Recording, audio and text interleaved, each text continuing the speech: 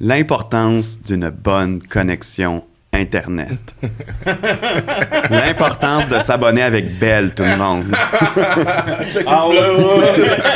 L'importance de toujours avoir le bon abonnement. Les boys, Hey, grâce à mon... Le fait que tu plugues Bell, alors moi aussi j'ai travaillé à RDS. Oh. C'est fascinant comment ils se fournissent mal eux-mêmes. Moi, j'ai travaillé à Vidéotron en plus avec TVA. Là. Oui, c'est vrai. Ben, moi Puis, aussi, j'ai fait les deux. Je vais les plugger aussi. Tu sais. Fizz, the real deal. Ouais, donc l'Internet de marde que j'ai utilisé la semaine passée est la principale raison pourquoi on est en studio aujourd'hui, les boys, ce qui n'est pas une mauvaise nouvelle en tant que tel. Le monde va être content. Là. Ouais. On essayait pas de botcher, mais on était comme, en attendant le studio, on pourrait faire ça par StreamYard. Mais même, moi, mon ordi allait bien, on jasait, puis quand on commençait à record, là, il était comme, tuez-moi quelqu'un.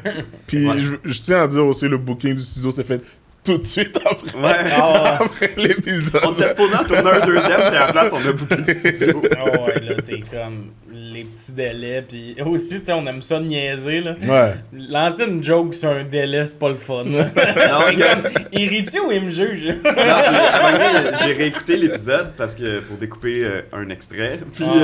Puis finalement, à un moment donné, j'ai ri à une joke genre 10 secondes plus tard, puis vraiment fort. Là. Ouais, ben, t'as l'air d'avoir un solide retard. C'est que ça fait. Tu viens-tu de la comprendre? Ouais, c'est ça, exact. Non, les boys, je suis content quand même d'être de retour en studio. Ouais. Yes, nous aussi, c'est pour cool, vrai. c'est beau ici chez Denise. Merci beaucoup pour L'hospitalité. l'accueil et l'hospitalité. On est sur 3 cafés différents aujourd'hui. C'est pas des commandites, Mais ça pourrait le devenir, hein? ça pourrait le devenir. Hey, Hein? Phil, mon ami Phil, très moi. Je vous dirai pas si c'est bon pour le moment. Faut qu'il me paye, faut que j'en parle. Le mien est dégueulasse. Oh non, si Sarah Jeanne entend ça, on se fait jamais commanditer par Tim Horton.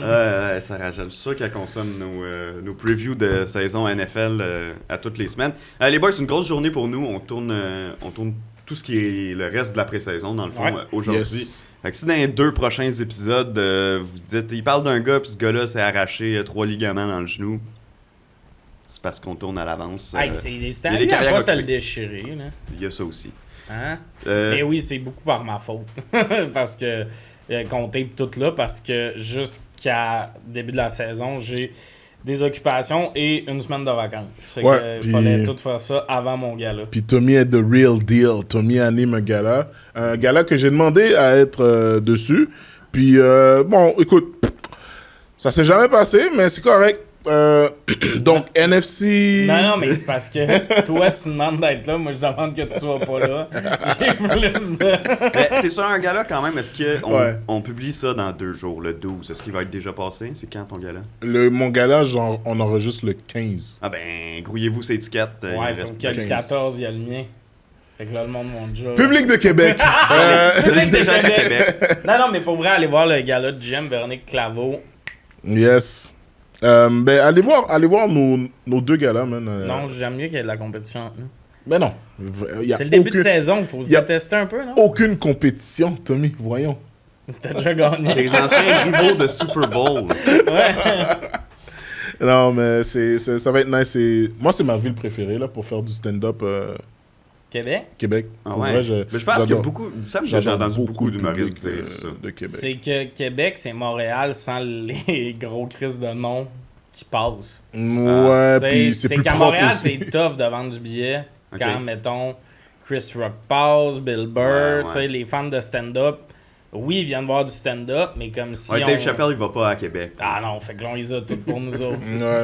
là, on Voilà, a le monopole. Hey, c'est une petite grosse salle en plus, c'est 1800 places. C'est pas 3000? Non, c'est 1800. 1800 le Grand Théâtre? Ouais. Ok, je pensais que c'était genre de Mais 2600 c'est à déjà assez 3000. de tickets à vendre, je te dis. Oui, je te le confirme. Je te le confirme, oui, c'est beaucoup Mais ouais, de bon, tickets. fait que ça, c'était notre chronique humour. On peut... Ouais. Pour aujourd'hui, on oublie qu'on est des humoristes. Yes. On est des fans de foot. On retourne au football. Les boys, 2 divisions aujourd'hui. NFC South, NFC West, qu'on va toucher aujourd'hui. Puis on va se lancer direct dans l'action, pas de temps à perdre. Tommy, on va commencer par... Pas une bonne gorge, mon gars, parce que tu vas Yep. parler après. On va pas commencer par tes Saints de la Nouvelle-Orléans, qui, on va se le dire, c'est pas Super l'équipe... Bowl ou rien, bébé! c'est pas l'équipe que les gens vont le plus surveiller cette année. Ah non, c'est rendu ridicule. Là. Tu sais, il y a une chose à vraiment parler de l'intersaison, il y a les 1000 retraites. Tu sais, il y a beaucoup de retraites. Puis là, tu sais, il y a du monde qui inclut genre Jimmy Graham là-dedans, t'es comme du calme. Hein. Ouais, Tu sais, il était pas au camp d'entraînement, là.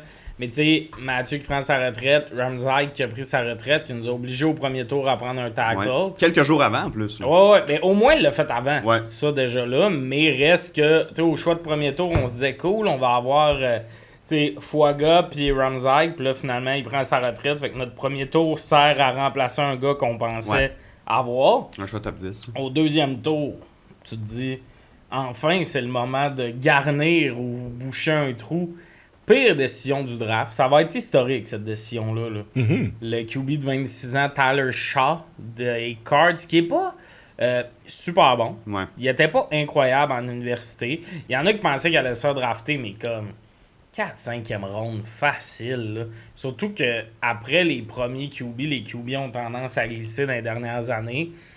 C'est un choix gaspillé. Ça me manque Chris. Tout ce qu'on entend au camp, puis je l'ai dit quand il a été drafté, Rattler va starter, je suis sûr.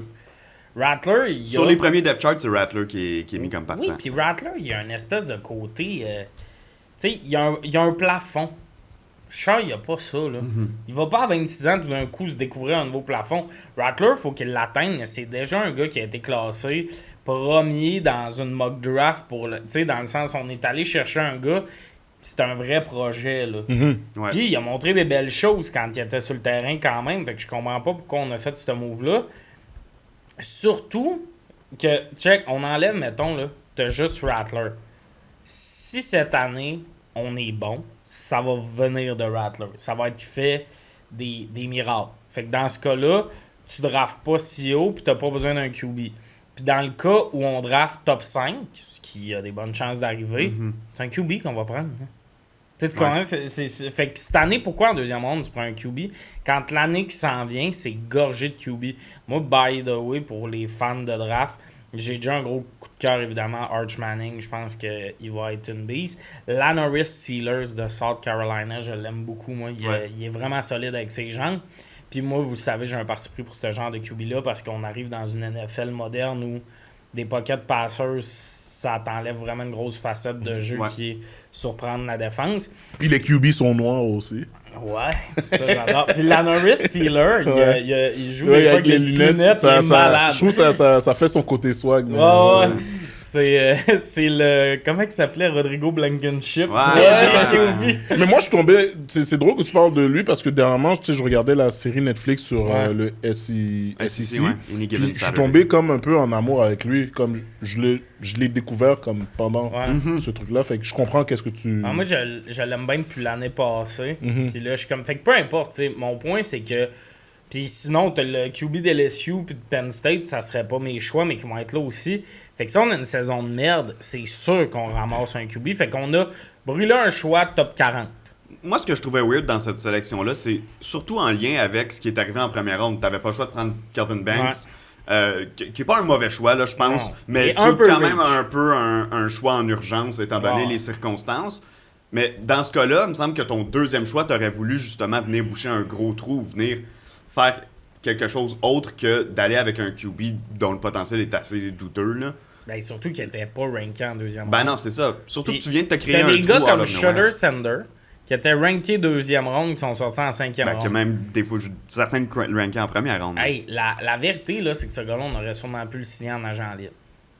Ça va jusque-là. Là. Quasi. Je pense que quelqu'un l'aurait pris, mais je comprends ce que tu veux dire. Il aurait dû dropper plus loin. Qui a déjà été ranké cette année dans les premières rondes, est sorti en 7e ronde à cause de sa blessure. Le gars, il a 26 ans. Il a 26, pas un projet. Là. T'sais, il est plus vieux que Rattler. Là. Exact. Fait que c'est juste ça. Un an plus vieux, puis Rattler a déjà une année, puis des snaps, puis des starts d'expérience. C'est ça. Fait que c'est juste ça que je trouve dommage. Puis c'est surtout que quand tu vas voir la draft, il y a Will Johnson qui est sorti quelques pics après. Puis là, à chaque année, les scouts NFL pensent qu'ils sont plus brillants. Puis là, t'as des gars blessés qui glissent. Cooper DeJean, c'est ça qui est arrivé. Will Johnson, il est déjà un stud au camp des Cards. Il est sorti 6 pics après. On a tradé Lattimore. C'était exactement un besoin, un corner. il y a un esti de bon corner disponible, tu t'en vas ramasser un gars de même. Il y a Mike Green aussi qui est finalement tombé aux Ravens, qu'on va parler dans les prochains épisodes, qui était disponible. Ils ont gaspillé un choix, puis là, c'est pour parler un peu là, de la situation des Saints, parce que je me suis vraiment penché sur la question où the fuck Mickey Loomis a encore sa job? Comment ça se peut? Il est là depuis 2002. Il y a eu des bonnes années dans l'ère Sean Payton, mais il s'est rien passé depuis. Puis là, je suis allé lire genre des blogs de fans des Saints, puis Reddit, là, du monde qui suivent les Saints. J'ai pas trouvé un article fiable qui le confirme, mais c'est que Mickey Loomis serait impliqué dans la succession de Gail Benson. OK. C'est un exécuteur testamentaire. Oh, wow, OK. Pour que quand elle passe, il fait partie des 3 personnes qui vont gérer la vente de l'équipe. OK. Puis, tu sais, rendu là, tu te dis, ben pourquoi t'en vends pas là, l'équipe, c'était comme... Le timer is on. Tu sais, hier, je suis allé checker l'âge de Gil. Tu sais, ça te donne une idée, là. Vends-là tout de suite, là. C'est pas normal qu'on souhaite ta mort, ma grande. À 78 ans, mais des fois, on sait, les madames, ça peut survivre jusqu'à 104. Mais c'est ça, fait que lui, en gros, en ce moment, là, c'est que ça serait bien compliqué parce que faut qu'elle change vraiment beaucoup de paperasse si elle le sac dehors, tu sais. C'est des papiers officiels faits avec la NFL, ça doit être des frais d'avocat fucked up de dire ces 3 personnes-là vont gérer la vente d'une franchise qui vaut probablement des milliards à la valeur des franchises actuelles. Fait que c'est ça la rumeur, que c'est pour ça qu'il y a une job security de fou. Tu sais, c'est Gail Benson qui est passé par-dessus lui pour aller renvoyer Dennis Allen. Elle était allé parler à des joueurs, puis c'est elle qui a dit tu fais le move. Puis lui, il a dit après que c'était pas, ça urgeait pas comme move pis tout. Fait que le soap opéra de la NFL, on se rappelle Gail Benson, qui avant tout ça, était décoratrice intérieure. C'est juste la veuve de l'ancien proprio. C'est elle qui a refait la déco du Superdome après les inondations. Fait que c'est sûr que quand ton équipe est gérée par un monsieur qui a trop d'ego puis une décoratrice intérieure... Puis qui gère ses drafts comme en 2002. Ben oui, c'est ça. C'est qu'il pense qu'il est au-dessus de tout ça. Puis la seule affaire que j'aime, c'est Kellen Moore. Kellen Moore, comme j'aime choix d'entraîneur. Ouais. Mais en même temps, il avait trop l'air content du draft de Tyler Shaw pour que je sois comme... Ouais. Ben quand t'es head coach puis que t'es un coach offensif, parce que c'est un coordonnateur offensif, ça veut dire que t'as eu ton mot à dire dans le choix du corps arrière, au sens où... tu vas vouloir jouer avec quelqu'un à ta main. Fait que c'est sûr qu'il était content parce que c'est probablement lui qui a dit parmi cette brochette-là, c'est lui que je veux. Mais il court pas. Je suis d'accord avec toi, c'est pas ça. Moi. Le gars, il arrive des Chargers puis des Eagles. Rattler fait bien plus dans ce qu'il y a eu dans les dernières années que moi, je pense que Mickey Loomis, il était comme on prend lui, puis il a fait ouais. Puis il est comme... Mais moi, tu sais, quand je regarde les Saints à la base, tu sais, moi je t'ai toujours dit, j'aime beaucoup l'offensive des Saints, puis je trouve que ça va être une belle reconstruction parmi les prochaines années parce que votre équipe côté offensif est un peu plus jeune que votre défensif, fait que je pense que côté offensif vous allez quand même garder des bons morceaux en Olave, Shahid, puis... Shahid, il est pas si jeune, il a 27. Mais c'est quand même un peu... C'est sur le bord de comme ton prochain contrat risque d'être le dernier. Ben, c'est ça. Fait que c'est pas jeune, sachant que... Tu sais, l'affaire, c'est que tu parles de reconstruction, là. Moi, je vais mettre ça straight to the point, là. C'est pas une reconstruction si tu gaspilles un choix de deuxième ronde. Une reconstruction, c'est pas ça. En ce moment, c'est juste... c'est la COVID, là, on est en... c'est le temps est long, puis il faut patienter, c'est 100% ça. Mais pour te donner une idée comment ça va mal, là, les Saints, je me fais plus chirper par le monde. Je me fais plus écœurer depuis un an et demi. Personne les calcule. Vous êtes devenu irrelevant. Personne les calcule, mais dans le sens que... C'est l'affaire la plus terrible pour une franchise. Le monde sont comme, sorry. C'est qu'il y a une reconstruction qui va venir, mais pas parce que tu as détruit la maison, parce que la maison est tombée en lambeaux devant toi. Là, au sens que c'est mais c'est une belle reconstruction quand même quand tu regardes. Voyons, on a le pire cap space. Non, là, c'est du positivisme. Non. C'est une belle reconstruction dans le sens que vous avez quand même des bons morceaux en offensive. Qui? Là, on a 2 tackles. Vous avez Olavi. Vous avez Shahid. Moi, personnellement, je trouve que c'est... Il y a 27, il est dans son prime. Il est pas Regarde, c'est quand même une bonne pièce importante dans l'offensive. Si tu le on va le trader pour un choix de 5 si tu le retires, si tu le retires, ça fait partie des morceaux qui sont vraiment importants.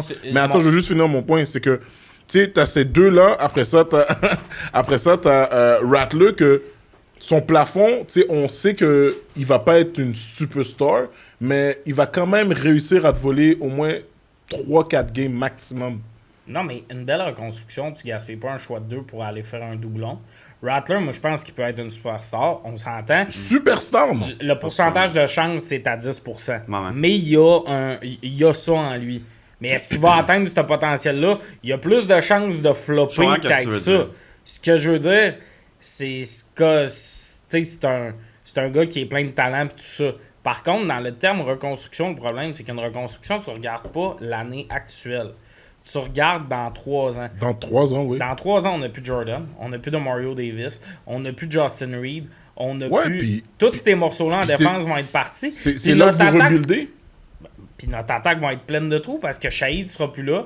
Olavé va peut-être être là, mais encore là, d'après moi, il va avoir été passé dans un trade. On va commencer à avoir des... Il est en compote aussi, là. Ben, c'est ça. Ouais. Fait que, tu sais, Camara sera plus là. Dans le sens, une reconstruction, il faut que tu checkes dans 2-3 ans. Ce qu'on fait en ce moment, c'est pas une reconstruction. C'est un désastre, surtout avec le cap space. Hey, tant qu'à être nul, on peut dessus lean le plafond salarial. Arrêter d'investir. Mickey Loomis, là, le bateau cool, là, c'est littéralement le gars sur le Titanic qui jouait du violon. Mais je pense que l'ambiance va être le fun. On va aller signer Justin Reed. Je pense que on a plus de cash. Pourquoi on signe du monde? Pour la course aux séries, avant le trade deadline, c'est là que je pense que vous allez faire vos gros moves pour éventuellement avoir un bon draft cette année. Surtout que le draft de cette année est vraiment un gros draft en termes de talent, en termes de joueurs générationnels. Le gère. C'est ça. Ouais, mais c'est lui qui va le gérer. Latimore, tu vas chercher un 3 et un 4, je pense, pour Latimore. C'est ça qu'on est allé chercher. Ouais, t'as des choix. Nice. On se tape dans les mains, bravo. On va gaspiller notre choix de 2.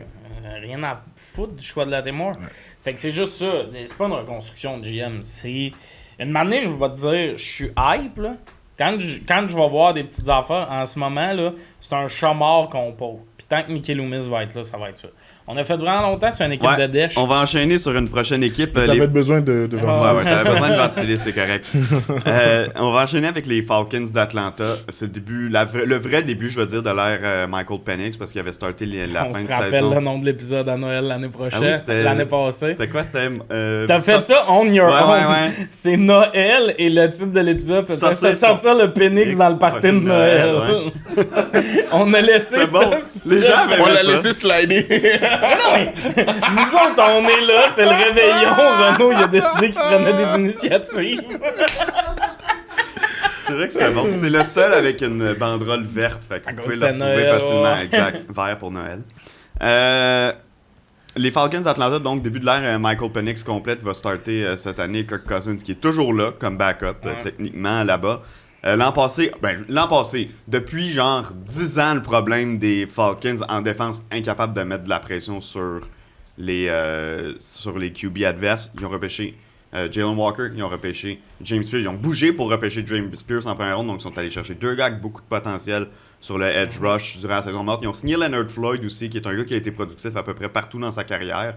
J'ai l'impression que les recrues, c'est peut-être plus dans la deuxième moitié de saison qui vont avoir un impact.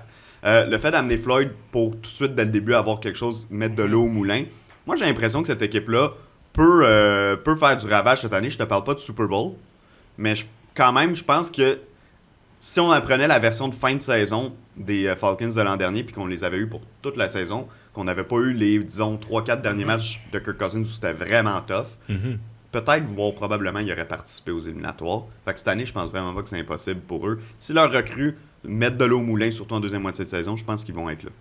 Ben moi, je suis d'accord. Tu sais, le trade pour remonter, pour aller chercher James Spears, tu sais, ça, c'est important là, dans ce qui va se passer pour le coach puis le GM dans les prochaines années, parce qu'ils ont pris un risque. Si ça s'effondre, tu as donné ton pick de première ronde aux Rams, c'est que tu donnes ton premier choix avec la certitude que le choix que tu as en échange, c'est un choix de fin de ronde. Par contre, tu as la certitude que ton gars a glissé. Tu sais, t'es comme, ben oui, mais j'ai James Spears, puis il y en a qui le voyaient dans le top 10. Fuck off, on le fait là. J'aime le move. Un peu d'agressivité du côté des Falcons, ça va faire du bien. Ça fait beaucoup d'années, je trouve qu'on est passif un peu. c'est le temps de pousser. Raheem Morey, c'est sa 2e année. C'est le moment de faire comme let's go. Là. C'est ça ou c'est rien. L'année passée, il y a eu la draft de Penix. Tout le monde était un peu comme... Choc au moment que c'est arrivé, ouais. On était choc, puis je continue de penser que c'est un move quand même discutable parce que, ils ont... En ce moment, Kirk Cousins, il coûte cher pour être un backup. Là. Ouais. Mais en même temps, ses performances de l'an passé ont donné raison. Ouais, mais c'est peut-être pas le draft de Penix, le move bizarre, peut-être le contrat à Kirk Cousins. Ouais, dans le sens où on n'est pas obligé de... Là, comme dans Timeline, Cousins est arrivé, puis après Penix. Mais peut-être que le move, c'était de pas donner le contrat à Cousins. Mais en même temps, si c'est Penix, c'est sûr, ça y a fait du bien. J'ai hâte de voir ce que ça va donner du côté des Falcons. Ça va être intéressant. On s'entend que côté attaque, là, c'est une équipe le fun à Madden. Bijan, Kyle Pitts, tout ça. C'est l'année à Kyle Pitts. Puis repêchez-le dans vos fantasy. À ce moment-là, il prend des reps en tant que receiver aussi, là, de ce que j'ai entendu sur certains blogs puis vu sur certains réseaux d'analyse. Mais l'affaire, c'est qu'avec les Falcons, moi, j'ai la comparaison de dire que les Falcons, c'est comme les Swords de San Jose quand ils étaient dominants dans la NHL. Ils finissent toujours par choquer. Ils ont l'attaque qui est parfaite, que tout le monde aimerait avoir. T'as 2 gros receveurs, t'as un bon tight end, t'as un bon running back. T'as une O-line quand même assez décente, mais ils n'arrivent jamais à faire le prochain step pour dominer leur division, puis même dominer dans les playoffs. Ils font toujours quelque chose de bizarre ou un move bizarre qui les détruit pendant la saison. Mais en point de vue défensif, moi, j'ai vraiment aimé le move d'aller prendre 2 gars en défensive qui vont vraiment comme... un gars de def, c'est sûr. J'ai adoré en plus des rushers ou des gens qui peuvent jouer en défensif. C'est qu'ils vont grandir ensemble aussi. Puis ça va être intéressant, puis... Tu sais, je trouve que... non, mais c'est qu'ils vont apprendre à jouer ensemble. Quand tu regardes Falcons, c'est pas une équipe qui gaspille leur choix dans des trades. Fait qu'ils ont encore leur choix, puis ils peuvent juste s'améliorer en continuant à draft. Fait que j'ai bien hâte de voir ce qui va se passer avec eux cette saison. Tu sais, un exemple semblable, vite, là, c'est sûr qu'eux, ils avaient joué ensemble à l'université. Jared Verse puis Brendan Fisk, ça a été vraiment payant de garder cette dynamique-là. Fisk a surperformé son rang de repêchage. Même chose pour Jared Verse. Ben, eux, probablement, qui se disent « Yo, ça serait peut-être pas une mauvaise idée de drafter 2 gars en même année qui prennent déjà le réflexe ensemble, tu sais, qui prennent leurs habitudes ensemble, qui apprennent à travailler ensemble. C'était pas ils vont avoir beaucoup de photos à mettre sur le frigo. C'était plus le petit côté-là intangible qui peut être le fun. Puis, dernier commentaire de la critique mode, les uniformes des Falcons. C'est que c'est terrible. Je trouve que ça fait beaucoup Hollywood. Tu te souviens de Longest Yard? Mais moi, les Mean Machines, je trouve que ça fait très Hollywood. C'est les numéros, je suis comme, pourquoi c'est des hosties numéros, genre... dégradés. 3. Dégueulasse. Moi, là, leur throwback, je le trouve incroyable. Le noir, là, Throwback noir, faites ça. Ils ont trop essayé d'être créatifs, là. ATL, puis les gros numéros dégueulasses. Mais vous, tu sais, je sais pas si on va s'éterniser là-dessus, là, mais vous, Michael Penix, est-ce que vous lui donnez une chance ou est-ce que vous êtes patient avec lui? Est-ce que vous lui donnez une chance de se développer ou vous êtes juste comme... il est là 2 ans minimum pour moi. Au moins. Ouais, dans le sens où, il a montré du très bon, là.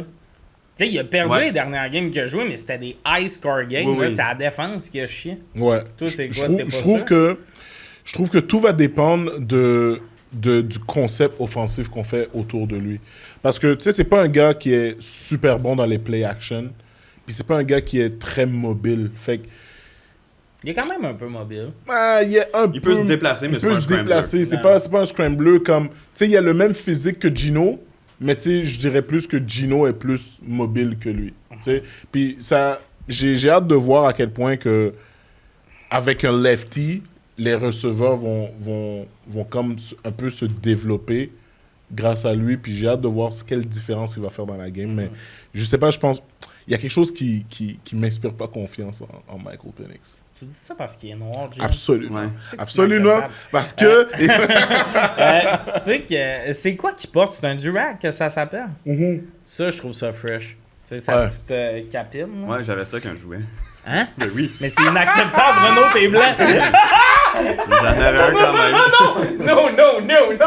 T'as peur. Attends. Mais tu sais, c'est pourquoi ça, c'est non seulement pour garder la sueur, puis pour aussi aplatir tes cheveux puis faire un effet de ce qu'on appelle, nous, les waves. Ce qu'on appelle, nous, les waves. Hey là, Renaud, on devine qu'au secondaire, tu faisais pas mes waves. Mais c'est ça, justement, c'est que... Pour la sueur. C'est pour la Tu sueur. portais un dur. Il était vert. Hey, je peux peut-être trouver une photo. Je vais vous lancer. Si tu trouves une photo, Ouais. c'est la miniature de l'épisode. Ok, C'est parfait. toi avec un durag. J'adore ça, il man. dit Yo, ça. j'aurais tellement aimé te voir avec un Il a durag. dit ça tout bonnement. Moi, j'en portais un, mais t'es blanc! J'ai pas Renaud d'explication. change Non, mais jamais. j'adore. Si un jour quelqu'un change, je le trouve que je le tue. On passe à la prochaine équipe. Ouais, pendant on que va tu checkes, passer. Hey, attends, je viens de le googler quand même. Là. Il était pas comme ça. Moi, c'est vraiment juste la capine. Il n'y avait pas le genre de flag en arrière. Là. Ok, fait que toi, c'était juste un cap, genre. Ouais. Ah, Ok, ok, fait que mais tu c'est jouais pas avec un un durag. casse-main. Ok, c'est pas un durag. Non, ok, fiouf. Renaud a dit few. Imagine, là, Renaud s'en va jouer au foot. Il se met le casque de bain ici. Ouais, mais la sueur me tombe pas dans les yeux. Ouais, j'adore. le casque de bain qui passe ses sourcils, là. Wow. Ah, c'est bon, je vais trouver une photo quand même. Ouais. Là, je viens de voir un commentaire Reddit. Quelqu'un qui demande si culturellement il peut me porter un durag. Bon, La réponse, non. dans le prochain Hey, épisode. tu t'imagines avec ton affaire en Incroyable. soie. La grosse affaire qui sort du casque. Wow, ça m'a fait du C'est bien, ça. incroyable. Ok, les boys, on va passer aux Panthers de la Caroline. Ça fait comme 2 ans, ça fait 1 an qu'on fait le podcast, mais quand même, ça fait 2-3 ans là, que la communauté football, on chie sur les Panthers, règle générale. Parce que c'était pas un bon club, puis qu'il était mal dirigé, puis qu'il changeait de coach comme qu'il changeait de bobette, le propriétaire, bon. Dave Tepper qui était un peu bipolaire là, dans son choix d'entraîneur.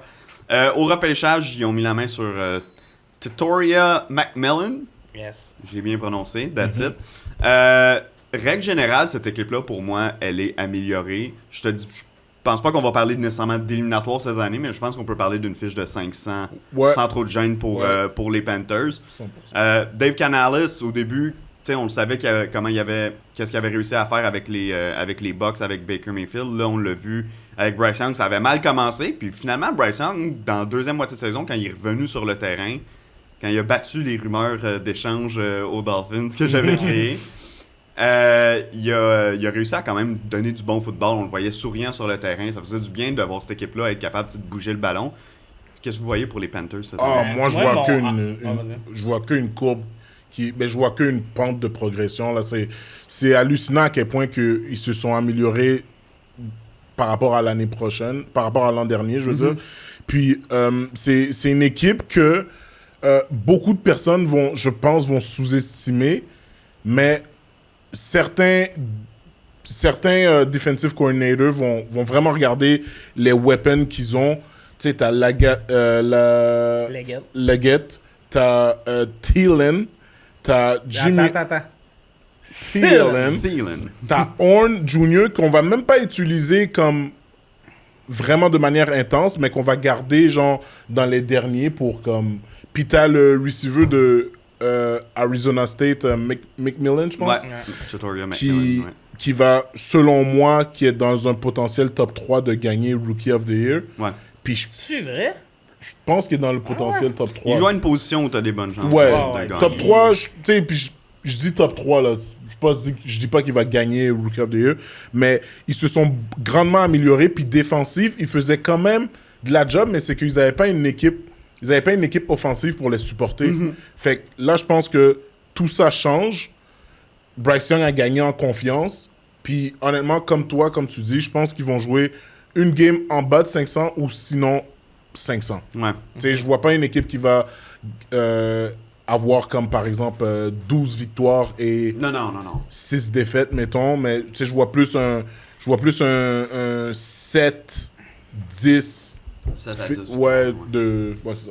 Je catch. Moi, le choix de McMillan, j'ai comme fait... tu sais, Leggett l'année passée, Très dans le même format. ils ont drafté aussi, là, qui est plus là. Mais Thielen est vieux aussi, fait que je pense Bah que oui. c'est... Ouais, mais l'une tu sais, des il raisons. avait drafté l'année d'avant, il est plus là, mais Jonathan Mingo, une année, t'es comme là, t'es top pick, que tu mets tous ses receveurs.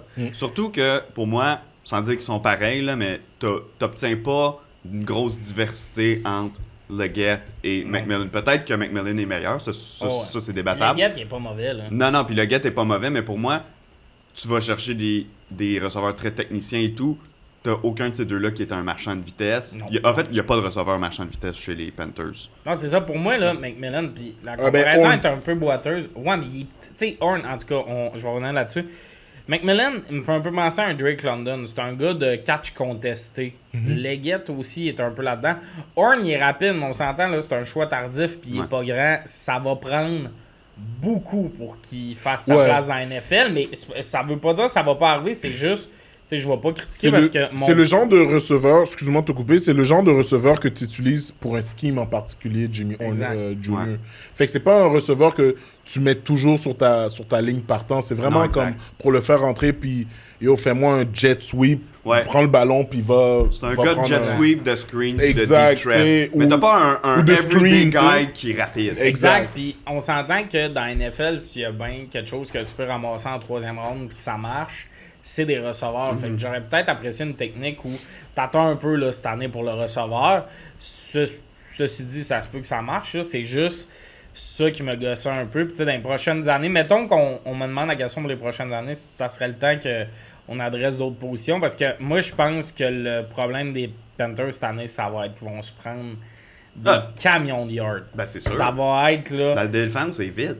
Alors, t'as Brown, qui est fragile, puis JC Horn, qui est fragile. Puis après ça, c'est tout. Tu croises les doigts, puis t'attends. Ils ont Scorton qui ont drafté, que j'aime bien, là. Mais on s'entend, ça reste une recrue. Tu sais, ça va prendre des morceaux un peu, mais c'est quand même moins pire. Puis Canales, je trouve que c'est la première fois qu'il y a un bon projet comme coach. Fait que c'est ça. Pas grand-chose à dire, c'est Panthers pour ma part. Non, je pense que ça va s'arrêter là. C'est pas non plus l'équipe là, qui va faire le plus discuter, on s'entend. On peut enchaîner immédiatement avec la dernière équipe de la division. Les champions de la division lors des 2 dernières saisons, mes fameux Buccaneers. Les Buccaneers de Baker Mayfield. Ben, en fait, je dis les 2 dernières saisons, les 2 dernières sous Baker Mayfield là, comme QB. Baker Mayfield qui veut pas s'est transformé en superstar là, avec les Buccaneers de Tampa Bay. Il joue du gros football depuis qu'il est arrivé là-bas.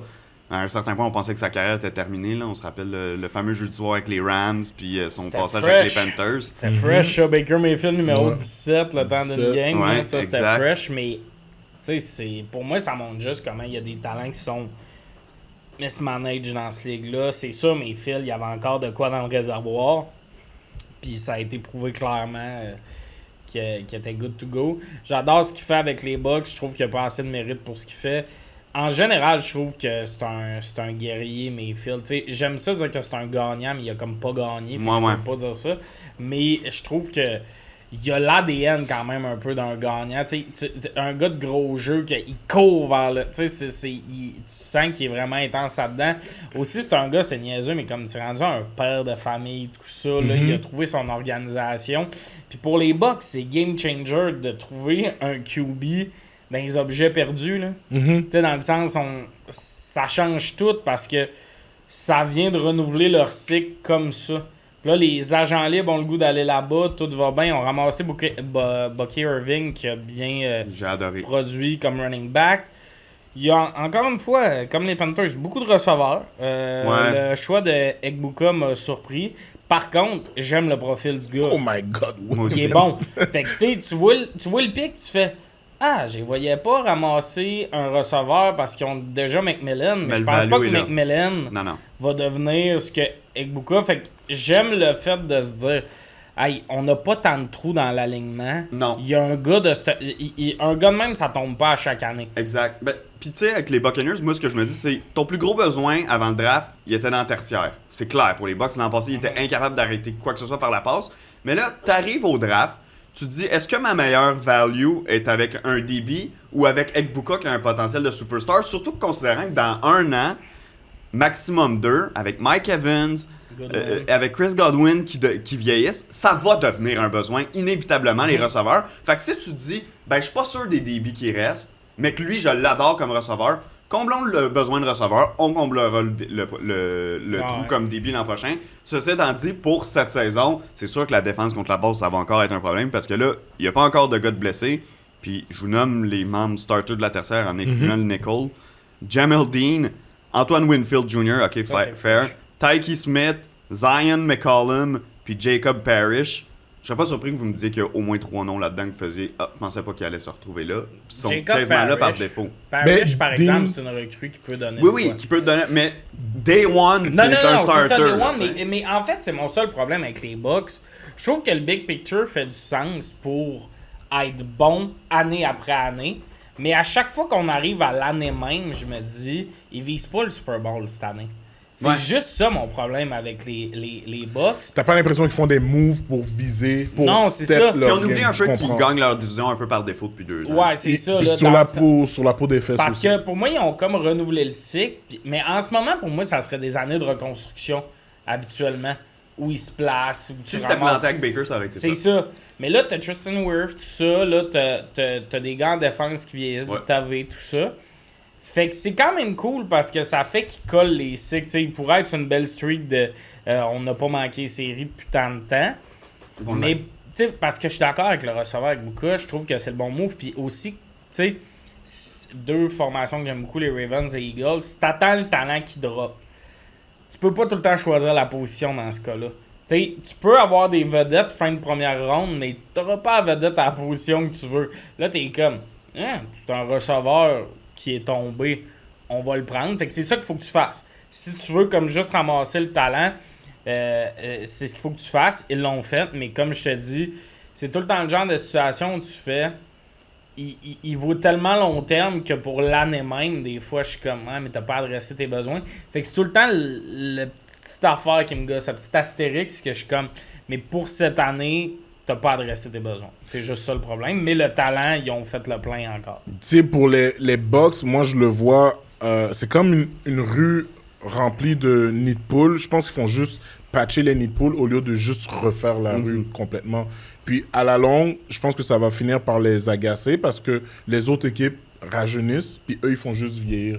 Mais j'ai T'sais- pas l'impression qu'ils patchent. J'ai l'impression que c'est l'inverse. Moi- Il manque le patchage. Non, moi, je trouve qu'ils patchent certaines positions correctes. Tu sais, par exemple, tu sais, on pourrait regarder, genre, leur défensive. Et c'est l'un des gros problèmes. Mais à la fin de la journée, la saison dernière, ils faisaient preuve de caractère. Comme ils étaient capables de rester dans les games, puis pas se faire blow-out. Puis c'est ça qui faisait en sorte qu'ils ont gagné la division. Tu sais, moi, l'an dernier, je vous disais tout le temps, tu sais, les Bucks, c'est une équipe, oui, avec des faiblesses, mais à cause de leur expérience, à cause de leur caractère, ils finissent par remporter des games qui sont très importantes, puis même montrer à d'autres équipes que comme, yo, on est à prendre au sérieux, genre.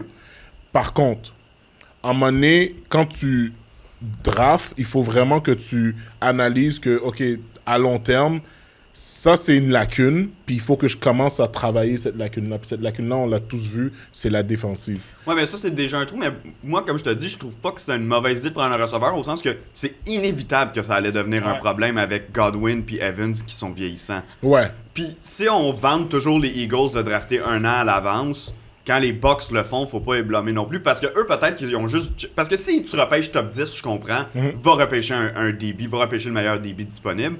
Mais là, au rang où ils étaient, je me dis, ben peut-être que eux, les DB qui restent à la table, ils se disent, ils marchent pas dans ce qu'on essaye de faire, ou on voit pas un potentiel énorme de devenir un des meilleurs DB de la ligue, tandis qu'avec Ekbuka, il y a une possibilité qu'ils deviennent un des très bons receveurs de la NFL. Je pense qu'ils se sont dit, on aime mieux la valeur là pour quelque chose qui va devenir un problème de toute façon. S'ils avaient repêché un running back, j'aurais été sur le même board avec toi de dire, c'était aucunement un La besoin. seule Puis nuance que Samuel j'ai- Jr., es-tu Ashanti Samuel? Il est pas signé. Il n'a pas encore. signé nulle part. Ça, c'est un truc qu'ils pourraient aussi regarder de leur côté. Ouais, mais lui, il Ouais, a peut-être de de son quoi côté. hors terrain, Moi, je pense qu'il y là. a quelque chose qui se passe avec lui parce que c'est weird qu'il soit Ouais, il encore. était C'est- pas mauvais, là. Par contre, où on peut dire bravo aux Eagles, c'est qu'eux, ils n'ont pas de trou. Et juste là, en nuance, c'est l'astérix Oui, que oui, je te ça, on parle. s'entend. Si on prend ton image de la rue, là, tu sais, tu te dis, il patch. Moi, je trouve pas qu'il patch. C'est l'image d'une rue brisée, il y a des trous, puis le gars, il t'appelle, là, le gars de la ville, puis il dit « Hey, j'ai acheté une paveuse. Là, tu fais « Fait que le budget de cette année, tu l'as mis dans une paveuse. Oui, mais l'année prochaine, quand on va refaire la rue pour vrai, ça va être numéro On 1. l'a T'es déjà. comme « Ouais, mais cette année, il y a plein de trous. Ouais. » C'est juste ça. Versus, si ta rue est bien belle, le gars de la ville, les Eagles t'appellent « Hey, j'ai acheté une paveuse. » Ben, tabarnak, il n'y a pas de trou. Puis en plus, on a une paveuse pour l'année prochaine. C'est juste ça. C'est que pour moi, c'est le patchage qui manque. Pour cette année, il y a des trous, Ouais. mais quand ils vont arriver l'année prochaine, là, ils vont avoir plein de morceaux qui vont faire Fait que c'est ça. Complètement. Êtes-vous prêts à passer à autre chose? Yep. On close la division.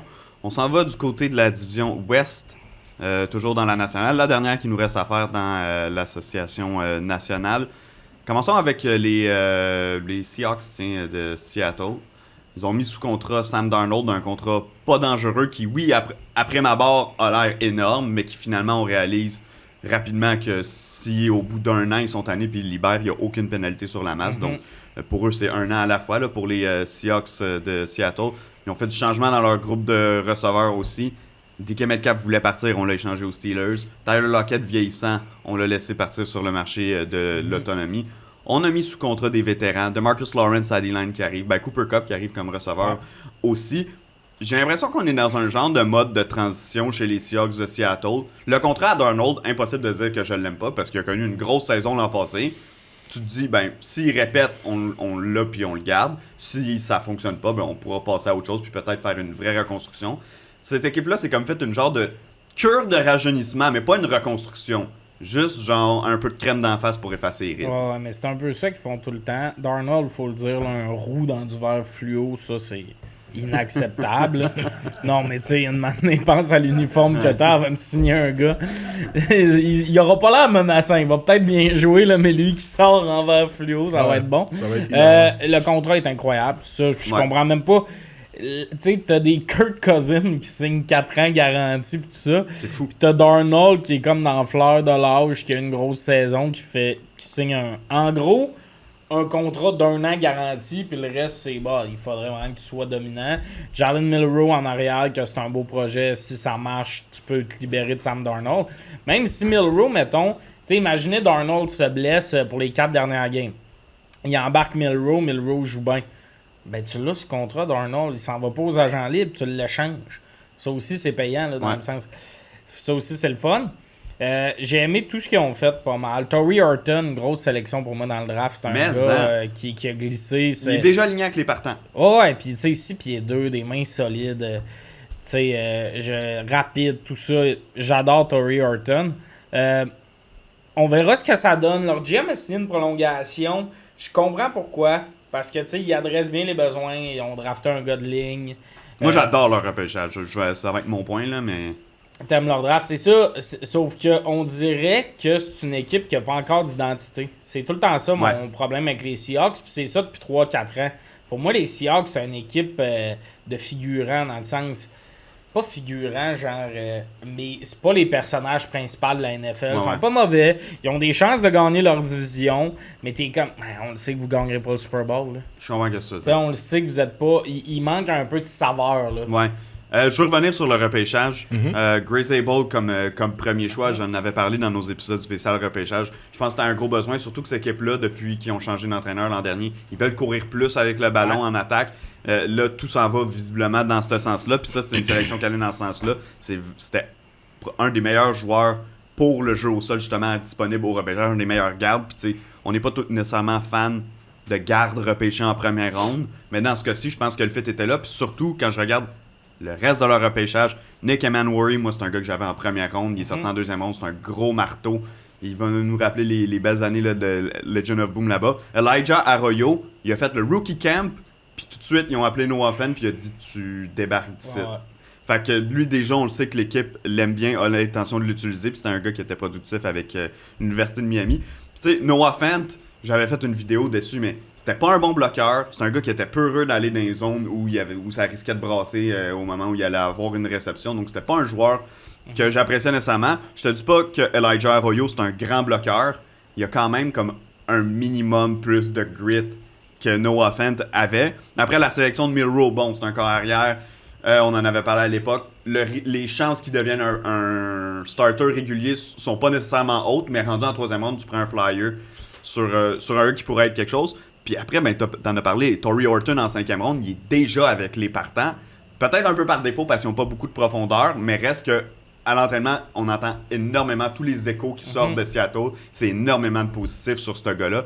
C'est une équipe qui, pour moi, après ma barre, là, on verra une fois que ça va se jouer sur le terrain, mais a connu tout un repêchage. C'est Peut-être un des meilleurs repêchages de toute la Ligue cette année. C'est juste le manque de saveur pour moi. La bonne affaire là-dedans, c'est que tu peux faire starter tes jeunes joueurs tout de suite. Exact. Arroyo, Horton, tu vois ce qu'ils te donnent tout de suite, comme ça tu sais ce que tu as pour l'année prochaine. Worry probablement aussi. Ouais, Jalen Milroe, c'est une situation semblable à Rattler. Il faudrait trouver un terme pour ça. Là, c'est un coup de circuit dans le sens où soit... C'est un élan de coup de circuit. C'est ça, c'est un élan de coup de circuit. On va appeler ça de même. Les chances que tu réussisses sont minces. Mais c'est un coup de circuit ou un flop. C'est pas un double, c'est pas un simple, c'est pas... T'as dit un double pis t'as bunté. J'ai des bons. Je l'assume quand même, mais Jalen Milroe, c'est qu'il a toutes les qualités d'une vedette. Ce qu'on se demande, c'est s'il y a le IQ d'une vedette. Parce qu'il y a les jambes d'une vedette, il y a le bras d'une vedette, il y a tout ça. Le coffre à outils est là, mais les outils sont là, mais est-ce qu'il y a le coffre, en fait? C'est ça qu'on va voir. Fait que moi, je trouve que c'est un flyer super intéressant.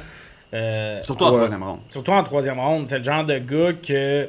tu sais, des Malik Willis, il est dans cet ADN-là. Mais c'est ça, en fait, pour moi, c'est l'exemple parfait. C'est un Malik Willis.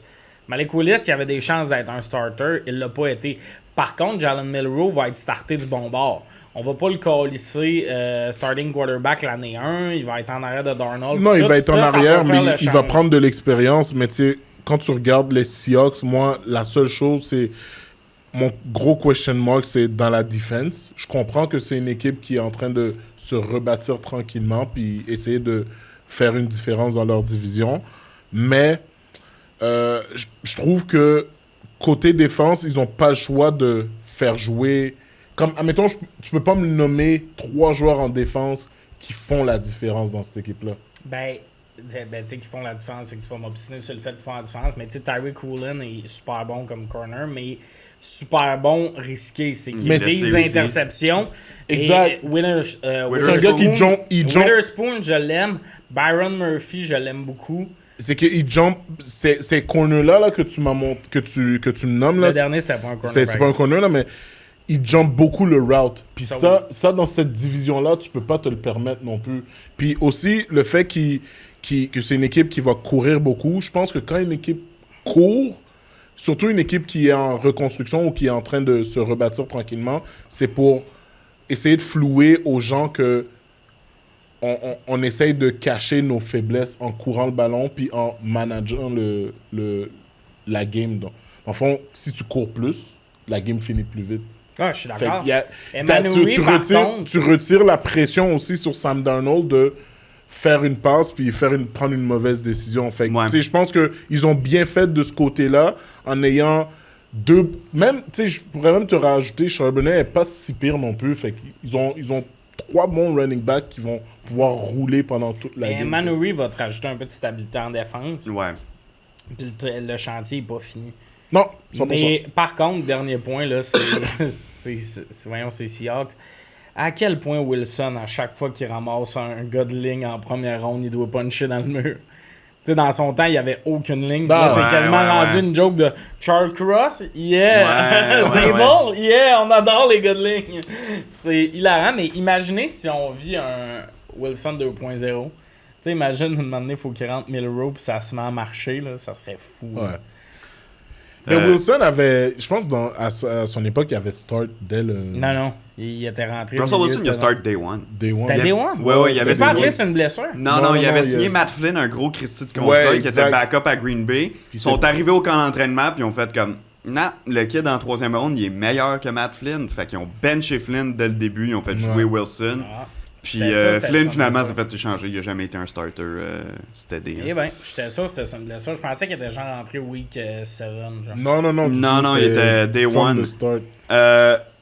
On va parler des Rams, les boys. Beaucoup de questionnements autour de Matthew Stafford. Dans les prochaines semaines, d'ici la fin du camp d'entraînement, j'imagine qu'on va avoir une meilleure idée de ce qui se passe. Mais présentement, l'entraînement, c'est pas beau. Là. Il peut même pas lancer de ballon. Donc... on a beaucoup de questions sur cette équipe-là. C'est Jimmy Garoppolo qui est leur backup. Moi, j'ai envie de dire, si ça prend 5 semaines avant que Stafford embarque sur le terrain, on peut tout de suite tasser les Rams de l'équation, tant qu'à moi. Sinon, avec Matthew Stafford, c'est une équipe qui encore va être dangereuse cette année. Ils ont tellement bien repêché au cours des dernières années. t'en as parlé tantôt, mais Verse et Fisk qui ont connu des énormes saisons en défense. On oublie la retraite de ça n'a même pas paru qu'Aaron Donald était parti, là, tu sais. Fait que, non, à ce niveau-là, je dois leur lever mon chapeau. Puis en attaque aussi, ils repêchent bien les dernières années. Tu sais, Karen Williams, Puka Nacua, c'était joueurs clés en attaque aux positions de talent. C'est des choix de 5e ronde chacun. Donc, cette équipe-là, pour moi, va dans la continuité. Ceci étant dit, puis là, tu vas me dire que c'est pas pendant la saison régulière qu'on règle ça. Mais là, plus rapidement qu'autrement, faut commencer à penser à la succession de Matthew Stafford. Puis en plus, il y a des rumeurs, je sais pas si vous avez vu sur les réseaux sociaux, de Michael Parsons qui risquerait peut-être qui pourrait être échangé là, puis même Aaron Donald a dit qu'il sortirait de sa retraite si c'est le cas. Je suis pas sûr, mais en tout cas, chose certaine, il s'entraîne encore comme un estique de malade. Je sais pas si vous avez vu les vidéos, genre sa femme qui doit appeler des renforts pour le sortir du gym. Là. Oh ouais. En B, il faut que j'arrête avec la NFL, c'est trop prenant. Je te vois pas plus, mais on fait plus. Ça nuit à ma vie d'entraînement. Mais tu sais, moi j'aime, pour en revenir aux Rams, j'aime quand même l'équipe en général à cause de Stafford, puis je trouve que ils ont une bonne gestion du staff. Surtout que l'an dernier, ils ont tellement bien drafté, puis leur défensive est jeune aussi. C'est super intéressant. Mais je pense qu'il faut prendre une décision comme cette année pour le QB, là, parce qu'on est au courant que comme... Ben là, il est trop tard. Là. Non, mais... Dans la prochaine année. Là. Ouais, d'ici les 2 prochaines années max. Ah, ben moi, je pense que c'est dans la prochaine année. Je pense qu'au dernier repêchage, tu sais, dès que Jackson Dart s'est fait repêcher, quand les Giants ont trade up pour prendre Jackson Dart, après c'était les Rams, puis tout de suite, ils ont trade down pour s'en aller. Je serais pas surpris s'ils le haillaient. Il y a beaucoup de rumeurs comme quoi ils sont extrêmement intéressés, tu vas me dire comme toutes les équipes, mais par Arch Manning. Même si Archie, son grand-père, a dit qu'il ne déclarait pas cette année, ça, honnêtement, des ragots de début de saison, j'en ai un peu rien à battre. Là. Si t'es projeté pour sortir premier overall, là, avec le bonus qui vient avec, Trust, tu vas te faire repêcher. Surtout ces scènes sont là, d'après moi, le papy, tout d'un coup, tu pourrais jouer pour mon ancienne équipe. Tu pourrais les amener en playoff pour une fois. Ouais, c'est ça. Mais par contre, le problème des Rams, c'est dans le milieu qu'ils sont. Je suis d'accord avec toi, je suis sûr qu'ils faisaient Jackson Dart. Ouais. Le problème, c'est que t'auras pas un choix top 15 avec tant que Stafford va être là, puis t'as besoin que ton QB grandisse en arrêt de Stafford. Trade. Moi, je vais le dire. Mais il donne qui? Ouais, mais... Tu trades des choix. Ouais, mais l'affaire, c'est qu'une fois que le gars a été drafté par une équipe, c'est compliqué. Moi, pour vrai, là, l'équipe que je ne comprends pas qui ont fait le move pour Shudder, c'est eux autres. Hey, t'es rendu en 4e ronde. Ouais. C'est quoi le... 100% d'accord avec toi. Ouais. Honnêtement, si le gars a un an, t'as V qui va y casser son attitude. Stafford va être là pour le calmer, le coacher. Il s'en va dans une ville où il sera pas à vedette. Tu sais, LA, là, les vedettes, là, ils jouent dans des films et ils font des shows de musique. Là. Ouais. Dans la rue, tu te fais un peu arrêter. Puis à parade du Super Bowl des Rams, il n'y avait pas un chat. Là. Non, mais tu sais, c'est ça. Non, t'es pas... Ouais. À Cleveland, t'es le talk of the town. Donc, que ça à parler. Le petit côté attention or, tu le nourris à Cleveland. Mais pour moi, c'est juste... À un moment donné, les Rams, c'est bien beau, ils visaient Jackson Dart. Puis c'est vrai qu'il est sorti quand même tôt. Quoique la journée du draft, il y avait des rumeurs qui sortaient peut-être. Non, c'était correct qu'ils sortent là. Tu sais, ils ont un bon front office. Ils se renouvellent à chaque année. Mais pour moi, on commence à tomber dans une situation où c'est... Il y a 2 ans qu'il fallait qu'ils commencent à magasiner un remplaçant à Stafford. Là, cette année, c'était plus que nécessaire. Puis il y en a des gars qui ont... Moi, l'année de Rattler, j'étais sûr qu'il le ramassait. Là. Hey, t'es arrivé en 4e ronde. Là. Hey, un petit Spencer Rattler qui... Prends une chance. Là. Prends une chance. Là. Laisse faire fucking Stenson Bennett. Là, ça marche pas. Cette année, t'as Shudder qui traîne là pendant 5 rondes. 5 rondes. Tu sais, c'est que Shudder, c'est pas dit que ça va marcher. On va en parler quand on va arriver aux Browns. Là. Mais... le value pick aurait été incroyable. Puis en plus, c'est tellement... Je dis pas qu'ils sont 100% similaires à lui puis Stafford, mais c'est tellement 2 gars qui restent dans la pocket. Là. Puis comme, mais qui peuvent un peu courir pour étirer. Ouais, exact. J'étais comme, pourquoi on donne pas une chance à Shudder? Je pense qu'il y avait vraiment quelque chose dans les coulisses qu'on n'était pas au courant. Puis que toutes les équipes... On était au courant. Ouais, mais tout... Puis en plus, tu sais... Je pense qu'ils avaient peur que Dion soit trop présent dans l'équipe, puis qu'il dans l'entourage, puis qu'il influence beaucoup de décisions. Puis ça a l'air que Shudder dit à son père comme yo, présente-toi pas, genre. Ouais, il a demandé de pas aller à son match précédent. Viens pas, d'ailleurs. On va donner par contre Tu sais, Shudder, il est arrivé avec 5 doutes, des caméras qui le suivent, ou Ouais. fasse un documentaire, puis un gars qui traînait un speaker qui jouait de la musique. Là. Ouais, mais tu sais, Dans le sens où Shudder, Je trouve que on ce serait le un sait bon pourquoi fit. il a glissé. Par contre, s'il y avait une place pour casser son attitude, c'est là. Puis moi, je suis vraiment pro. Laisse ce gars grandir quelques games en arrêt d'un starter. Puis t'as pas meilleur que Stafford pour coacher un jeune. Puis Stafford est rendu à une place dans sa carrière où je pense qu'il prendrait quelqu'un sur son aile. puis avec, À 32, il l'aurait peut-être pas fait, là, mais là, il Ouais. a mal au dos, il sait que ça achève. Là. puis avec les Rams, je pense que aussi ils sont dans l'évaluation de plusieurs QB de d'autres équipes. Genre dans le sens que, tu sais, il y a plusieurs QB que si ça fonctionne pas cette année dans leur équipe respective, ben je pense que les équipes vont juste changer de vision puis de voie, genre. Puis ça va faire en sorte que plusieurs quarterbacks vont être libres, puis eux, ils vont pouvoir choisir parmi ceux là pour fitter avec le reste de l'équipe. Ça reste un peu inacceptable. T'sais, fut un temps où en 5e ronde, le QB que tu draftais, c'était Max Duggan. Là. Ouais. Là, ça fait 2 ans qu'en 5e ronde, t'as Rattler, Shudder, Sanders, puis les Rams, ils vont pas. T'es comme, vous êtes un peu piqués là présentement, mais en tout cas, on verra ce que ça donne, mais c'est la seule nuance que je trouve bizarre. Là. Le deuxième QB, ça commence à être important. Est-ce qu'on est d'accord pour dire que c'est une équipe qui a des bonnes chances de participer aux éliminatoires si Stafford joue la majorité des matchs, puis qui participe pas 100%. fort, probablement pas 100%. si c'est Jimmy Garoppolo qui C'est la start même la histoire majorité depuis des 3 matchs? ans. Hein. Si Stafford est là, ils vont faire des séries, sinon... Si non. Stafford n'est pas là, son C'est enjeu. un game manager, Stafford. Fait que je OK, pense parlons des Cardinals de l'Arizona. Une des équipes, tu sais, tantôt tu parlais, là, vous n'êtes pas des acteurs principaux. Parle-moi d'une équipe où il n'y a pas d'acteur principal. Les Cards de l'Arizona, oui, c'est une équipe. Ils vont être meilleurs que l'an dernier, juste par le sens où ils ont fait des choix, ils ont rentré des joueurs de talent, mais pour moi, c'est zéro une équipe excitante de laquelle parler. Puis c'est le fun de le voir, Kyler Murray, il est excitant à regarder jouer, puis je te dis pas que c'est un mauvais corps arrière, mais ça, dans la deuxième moitié de saison, toujours, son niveau de jeu baisse d'un cran.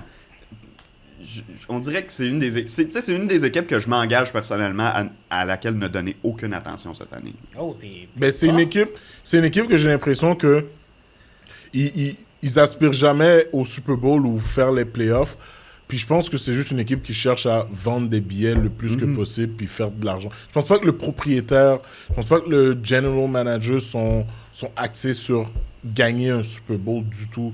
Je trouve ça triste pour une belle ville de football, mais comme quand tu regardes les Cards, t'as juste comme Murray puis Harrison qui apparemment connaît Harrison, un mais bon camp. qui a pris genre 20 livres de muscle, mais c'est je trouve pas qu'ils vont faire la différence cette année. Moi, je suis vas-y. je suis pas 100% d'accord avec vous. Je pense pas qu'ils vont faire la différence cette année.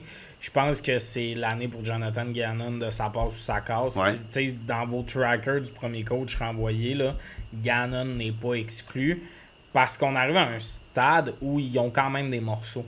Pour moi, c'est ça. C'est qu'on arrive à un stade où les excuses sont un peu moins grandes. J'ai pas aimé le move de Josh Sweat. Là, ça, c'est donner trop d'argent à un gars qui a eu une grosse saison. Classic move cards. Ouais, mais si on regarde vers le draft, Paris Johnson, ils ont un left tackle. Pas cette année là, dans le draft, mais dans les dernières années. Ils ont un left tackle en Paris Johnson. Ils ont Harrison qui est arrivé. T'as Kyler qui est pas si vieux, il a genre 27. T'as Trey McBride comme tight end qui est vraiment solide. Ça, c'est une superstar. J'espère qu'ils vont plus utiliser Trey Benson cette année là, parce que c'est un running back qu'ils ont drafté qui arrivait de Florida State que je trouve vraiment bon, mais que James Conner est resté le starter l'année passée. Ça va être... Tu sais, pour moi, c'est ce genre d'affaire-là. C'est assez, là, Conner. Il sera pas là quand tu vas gagner. Là. Il a 30 ans. Trade-les, ramasse un choix de 3e round, puis vois ce que Trey Benson peut te donner, puis sinon, on va drafter quelqu'un d'autre. Mais pour moi, c'est une équipe, surtout dans le draft de cette année, Will Johnson, solide move. Il est déjà aligné avec les partants. Tu sais, c'était un risky move, mais qu'on allait savoir tôt si ça payait ou non. À date, ça paye. Il est en santé. Là. Les santé, médecins ont fait leur job. Nolan, qui ont... Walter Nolan, j'aimais le choix aussi. J'aimais leur repêchage, mais je pense quand même pas que c'est une équipe qui passe la barrière. Non, sauf que c'est le genre d'équipe là, que l'année prochaine, là, ça va être une des belles équipes pour les candidats d'entraîneur-chef. Un peu à la situation des Bears cette année de oh, il y a du cap space, il y a des beaux morceaux draftés, on a d'autres choix de draft. Fait que ça, c'est intéressant pour les fans des Cards, dont on tombe dans une situation où tu as des morceaux qui n'ont pas été bien exploités. Mais, je le rappelle, Jonathan Gannon, c'est un spécialiste défensif. il y a plus de miss quand tu drafts des spécialistes quand tu prends un coach spécialiste défensif qu'offensif. Puis Gannon, pour moi, c'en est un. Là. Mais je pense qu'il va falloir qu'il réponde à la question de Kyler Murray parce que depuis des années... Tu sais, rappelle-toi, il y a 2 ans, là, quand il s'était blessé et qu'il avait raté un début de saison complet, c'était fini Kyler Murray avec les Cardinals. Là. On allait passer à une autre chose, on était en reconstruction, on allait recommencer un cycle. Puis finalement, il revient, il joue bien. Puis j'ai l'impression que c'est ça, c'est qu'à un moment donné, tu te dis... Les personnes que j'ai en place dans des postes clés, donc corps arrière, qui est un poste très clé... C'est pas un mauvais corps arrière, mais c'est-tu le gars que j'ai besoin? Puis qu'à un moment donné, faut qu'il réponde à cette question-là, parce que cette organisation-là, à un moment donné, elle va participer aux playoffs, mais elle fera pas de dégâts, ils reviennent. J'ai l'impression qu'ils ont pas bien... Elle a pas bien été construite à la base, où on repousse constamment des décisions qu'on doit prendre par rapport à des postes clés. Mais je suis d'accord avec toi, il y a des bons... Il y a des joueurs de talent, il y en a qui ont pas encore explosé. Tu sais, Marvin Harrison... Il n'a pas encore explosé. Non, ça a été une saison décevante l'an dernier pour lui. Puis même s'il fait bien au camp, moi, des vidéos d'entraînement, c'est le fun. Là, mais... Moi, je t'attrape des ballons sans être couvert. Ouais. Produit dans des games, là, on va pouvoir en parler. Sinon, je l'ai aimé leur draft cette année. Fait que ça, je peux pas les critiquer là-dessus, mais j'ai l'impression qu'ils tournent en rond beaucoup. Mais pour cette année, on tourne en rond. Mais tu sais, t'emmènes un nouveau general manager, un nouveau coach. Il y a quelque chose. J'avoue qu'être un GM, je serais intéressé à arriver là. Cette année, c'est une équipe le fun à prendre à Madden pour te construire une équipe. Puis pour la suite, on verra. Mais cette année, c'est ça que c'est. C'est mon point, c'est Cards. Autre chose à dire sur eux? J'ai rien d'autre à dire sur les Cards. Je trouve que c'est une équipe. Tu sais, admettons, où on parlait de Gannon, mais il faut comprendre que Kyler Murray est arrivé avant. Fait que t'es comme pogné avec ce gars-là. Pis... Mais c'est Murray qui a choisi Gannon. Il a été impliqué dans la décision. Regarde. Pour vrai, c'est vrai, c'est sorti, mais à la fin de la journée, t'es quand même pogné avec lui. Tu sais, lui, il a pas choisi Murray. Ouais, mais il y a pire que Murray. C'est ça qui arrive, là. Dans le sens où, moi, je pense que Murray, avec un bon head coach, il a une tête. Là. Mais McVay à Murray est bon, là. Tu sais, il y a eu des coachs de piste dans les dernières années.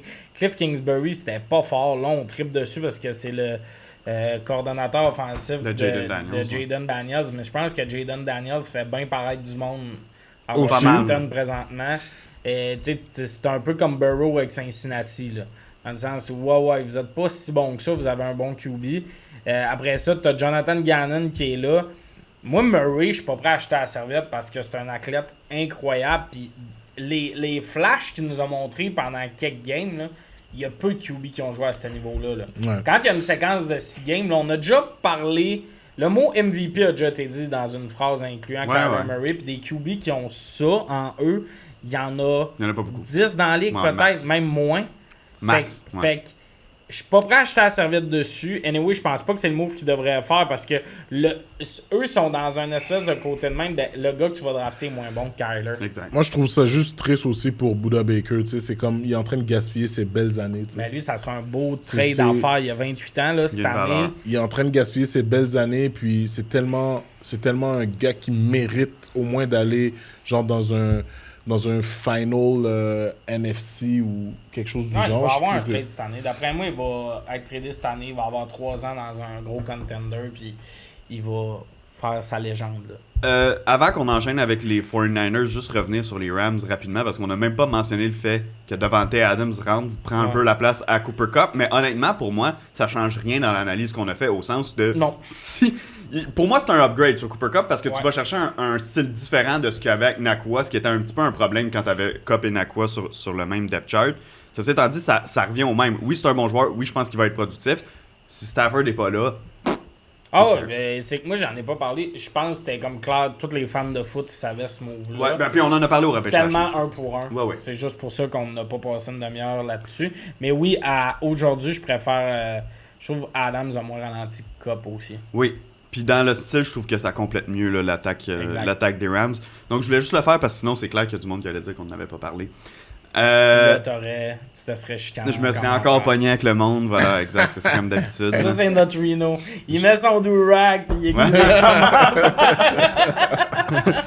D'ailleurs, j'ai trouvé T'as la trouvé photo. la C'est photo? pas un drag, là. Ça a sorti, là. Mais ok, je vais vous lancer sur les Niners, puis je vais vous la montrer après.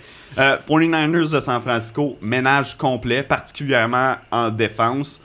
Je pense qu'en début de saison, peut-être toute la saison, mais particulièrement en début de saison, on va devoir trouver nos aises. T'sais, en attaque aussi, on a sorti Deebo Samuel. Pour le meilleur ou pour le pire, ça reste quand même un joueur de talent qui est sorti de l'alignement, même s'il y avait des difficultés au cours des dernières saisons. Ça reste que c'est une production qu'il faut que tu remplaces.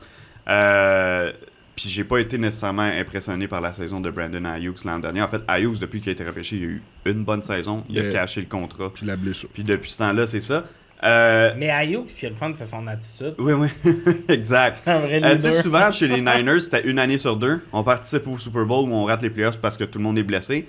Là, j'ai l'impression qu'on est un peu sorti de ce cycle-là. Je te dis pas qu'on peut pas se relancer dedans au cours des prochaines années avec des bons repêchages, avec du bon recrutement, avec du bon développement. Ceci étant dit, cette année, encore une fois, ça vaut quasiment pour la division au complet. Tu sais, il fut un temps là, où on se disait hey, les 4 équipes peuvent gagner la division, puis les 4 équipes sont vraiment solides dans la division. Là, cette année, j'ai envie de te dire les 4 équipes peuvent gagner la division parce que ça se peut que 3 équipes s'écroulent complètement dans Ils cette deviennent le division-là. sud de la NFC. Ouais. Là. Ils deviennent cette division-là où t'es comme, c'est pas clair la gang, mais pour moi, c'est simple du côté des Niners. C'est pas une équipe que j'apprécie particulièrement dans les dernières années. Brock Purdy, il faut qu'il soit entouré. Là, ils l'ont gardé entouré, puis pour ça a coûté très cher à la défense. Plus de Greenlaw, plus d'Ufanga. Ils ont perdu beaucoup de morceaux. Ils ont essayé de remplacer un peu dans le draft, mais je trouve que c'est une équipe qui a tout le temps été brandée défensive, puis là, l'argent est tout en attaque. C'est beaucoup d'argent, là. McCaffrey, Kittle, Sur des joueurs Purdy, où on peut Ayuk, se permettre là. de douter, là. Il sait qu'il y a beaucoup de blessures. Beaucoup de blessures, T'sais, exact. moi, je trouve que c'est une des franchises que les fans sont le plus patients. Ah ouais, c'est notre année où on est blessé. Ouais, mais là, peut-être arrêter de donner des contrats à des gars qui se pètent une jambe une année sur deux. Ouais. Peut-être arrêter de donner tous tes choix de première ronde pour aller chercher un running back qui a un historique de blessure. Justement, un an, il s'est pas blessé, youpi. L'année passée, il a pas joué de l'année. Non. T'sais, Puis les autres années d'avant non plus, ils c'est jouaient ça. pas. Ouais. Fait que c'est juste ça, à un moment donné, je trouve que, tu sais, c'est comme si t'as une chum de fille qui sort tout le temps avec des Steven, puis elle se fait tromper, puis elle est surprise. Ben là, c'est la même affaire. Tu drafts des gars qui ont tendance à se blesser, Ouais. ils se blessent, puis t'es comme, ben tabarnak! Ben oui, Oui. mais arrête de Ton gars causer. de profondeur, ton Jordan Mason que t'avais. Il va pas bien. Ton Jordan Mason que t'avais en backup, qui a quand même fait un travail honnête quand McCaffrey était blessé, parti. les premiers Il est matchs, parti. ben, tu l'as shippé. Ouais. C'est ça. Mais tu sais, les 49ers, je pense qu'ils sont toujours dans une situation qui les rend la vie difficile. Comme là, maintenant, Jennings demande un nouveau contrat. Ben, c'est toujours à chaque année, il y a un nouveau Ayuk- receveur qui demande Ayuk est l'argent. encore blessé. Ils sont même pas sûrs qu'il va faire Ouais. la saison. McCaffrey, il pratique. Il est là. Mais tu sais, il lui retire des reps pour être sûr que comme il soit là pour le début de la saison. Puis Kittle est là, mais à ce pareil, il y a une entorse à sa cheville. Fait que là, c'est rendu, tu calcules tout ça, c'est rendu que, est-ce que, comme vous dites, on a trop dépensé sur notre offensive, puis on n'a rien investi dans notre défensive. Comme, je trouve que les 49ers sont jamais en mode sûr et certain de leur roster. Il y a toujours quelque chose, où il y a toujours un joueur qui installe un cancer dans l'équipe, dans le vestiaire, pour faire en sorte que comme la saison va être à chier, genre comme il y a rien d'impressionnant chez les Niners qui fait en sorte que comme ils vont avoir une belle saison. Ça n'a pas l'air d'une équipe soudée de 1. Là. De 1 puis de 2. Il y a vraiment 2 clans, puis c'est facile à voir. Là. C'est de la couleur. Ouais, exact. Surtout Tu sais, avec des fois, il y a les comme à notre chandails, pas de podcast. chandail, C'est comme à notre blanc, podcast. noir. les mag hats contre les aussi Ouais. dans le locker room, là, mais tu sais, je trouve que les 49ers, ils devraient vraiment comme faire en sorte que, yo, guys, comme nous, on a un legacy puis on a une histoire avec cette équipe-là. Là. On est l'une des équipes qui a été la plus constante dans toute l'histoire de la NFL. Pourquoi maintenant ça l'a shifté? Mais je vais essayer de vous poser une question, là, mais pour moi, le front office, incluant le coach des Niners, c'est le Kyler Murray des front office. Qu'est-ce que tu veux dire? Ils nous ont montré des années où ils se rendent au Super Bowl, tout ça. Tu fais, ben oui, ils savent ce qu'ils font. Mais c'est pas souvent que c'est arrivé. Mais l'affaire, comme Kyler Murray pour un quarterback, mettons John Lynch puis Shanahan, t'es remplaces par qui? Ouais. C'est ça le problème. C'est bien beau de dire, OK, on les tasse, mais qui tu mets là? Même affaire pour Kyler. Fuck off, Kyler, on va mettre Sam Howell. Tu comprends? Une année, c'est que des gens qualifiés, il n'y en a pas 1000. Fait que tu tombes dans l'espèce de crack gossante de... Ouais, ils ont tendance à donner des gros contrats à des gars qui se blessent ou des affaires de même, mais sinon, j'ai qui? Ouais. Fait que c'est ça l'affaire, c'est la notion du risque. Mais pour moi, cette année, s'il manque les séries, tu fais sauter tout le monde dans le front office. Tes renvois, là. Ouais. mais on sait jamais à San Francisco. Hein. Dans le centre-ville, ça peut... Surtout avec ce qui est arrivé au bureau de la NFL. Là, le gars qui est arrivé avec un gun, je vais pas donner de avec personne. Mais bref. Mais c'est ça, je suis juste là avec les Niners. Je suis comme, oui, là, les fameux Niners, tout le temps blessés une année. Puis je trouve qu'il y a beaucoup de patience autour de cette équipe-là. Tu sais, on n'a pas excusé avec autant de vigueur la défaite des Lions contre les Commanders quand ils jouaient avec pas de défense quasiment. Ouais. Mais les Niners, eux autres, ils ont 2 blessés puis ils manquent les séries puis c'est correct. Ouais. Mais fuck off, là, t'as des équipes qui sont capables de se retrousser les manches puis jouer en équipe pour aller quand même en série. Moi, j'ai hâte de voir Michael Williams, leur choix de première ronde, qui ont 10 ou 11e, bref, peu importe, qui ont repêché dans le top 10. À l'entraînement d'un rep 1 contre 1, on s'entend, là, ça vaut ce que ça vaut, mais quand même, il se faisait mettre contre Trent Williams, puis il a complètement dominé Trent Williams. Il y a 2 choses que ça peut vouloir dire. Soit Michael Williams va être écœurant, ou ben non, Trent Williams, à un âge vraiment avancé, est fini. Si Trent Williams est plus capable de supporter le coin gauche de la ligne à l'attaque, ça va être horrible. Puis c'est pas Purdy qui va faire des trucs... Non, puis dans les dernières années, tu sais, autant qu'il y en a eu beaucoup de blessés, celui qui faisait le plus de différence entre des victoires puis des défaites pour les Niners, c'était Trent Williams. Quand il était pas là, ça paraissait dans l'attaque. Tu sais, Deebo Samuel, quand il était pas là, oui, c'est sûr, c'était moins productif ou c'était un bâton dans les roues, mais celui qui avait le plus gros impact, c'était Trent Williams. S'il est plus capable d'être, s'il est plus au niveau de jeu élite qu'il a été pendant toute sa carrière, la débarque est solide là, pour les Niners cette année. Il nous reste une équipe dans cette division-là? Non, on les a toutes faites. On a tout fait. Wow, ça va bien. Premier épisode de complété pour aujourd'hui, les boys. Donc, on va se mettre des beaux vêtements frais. On va taper un autre épisode. Puis vous allez l'avoir dans une autre semaine pour pouvoir le voir. Merci de nous suivre. Abonnez-vous sur TikTok, Instagram, Communauté Football Québec sur Facebook. Les 2 autres, c'est le Tailgate Podcast, bien sûr, vous savez déjà. On essaye de produire beaucoup de contenu là, depuis 1 mois et demi, 2 mois là, déjà. Donc, on exclut la personne qui parle d'habitude, mais là, c'est vraiment juste la personne qui parle. Donc, suivez-nous, c'est le fun d'avoir votre feedback. Puis à toutes les semaines, vous nous écrivez des fois au stade de vos Alouettes. Des fois, il y a du monde qui criait « Hey, le Tailgate! » Oui, je me suis fait crier ça 2-3 fois. Je suis pointé par un gars. Je jouais au bordel, je suis rentré, puis il m'a pointé de même au bordel Comedy Club. J'embarque, je fais pourquoi tu me pointes, puis comme j'écoute ton podcast de foot, je suis comme mais on dirait que t'avais mis c'est pas un running game du tout. T'as du singe dans la famille. Hey, tu sais que t'embarques sur scène, il y a juste un gars qui fait. Il avait l'air d'avoir mis un prix sur ta tête, là.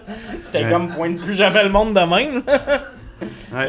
Mais bon, merci tout le monde de nous suivre, puis on se revoit la semaine prochaine.